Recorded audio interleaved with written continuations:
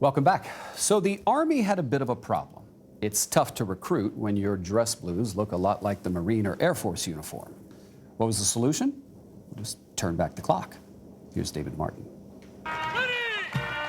The old guard is getting a new uniform. In addition to his dress blues, Lieutenant Colonel J. Todd Burrows is being fitted for something in an olive green. I'm pretty happy with the trousers. Good. That's a good. What do you like about it? I'm a big fan of the uniforms of that, of the greatest generation. I never saw anything look so wonderful in my whole life.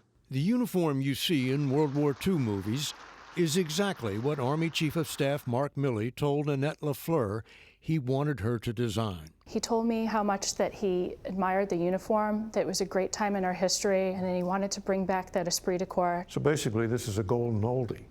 Yes. I think there's a definite need for us to change our uniform. Sergeant Major of the Army Dan Daly has become the chief model for the new uniform. And a touchdown! Wearing it to see and be seen events like the Army-Navy game. In the commercial world, this would be rebranding. We absolutely are. It will be several years before every soldier is wearing it, but the new uniform is coming, like it or not. This is, after all, the Army. And Staff Sergeant Catherine Gerheiser didn't get a vote. Did you feel like you needed another uniform? Am I supposed to answer this honestly? Yeah. If somebody thinks we need another uniform, then, we need another uniform. Station, attention! Carry on. The new uniform is being phased in, starting with Army recruiters in New England. I'm looking good in that uniform, thanks. Under the command of Lieutenant Colonel Ronald Anzalone. It's what we grew up on hearing stories about. It's iconic. If clothes make the man, a uniform identifies him. And the blue ones just didn't say Army.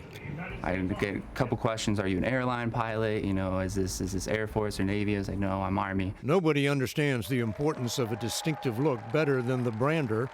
Make that Commander-in-Chief. In the Army, we're even getting new uniforms, and those beautiful new uniforms with the belt. It was a big deal, the belt. This is actually what was worn in World War II, and that's why the belt's here. You gotta admit, it looks pretty sharp. It's kind of good to turn some heads again. Just like his grandfather did in 1942.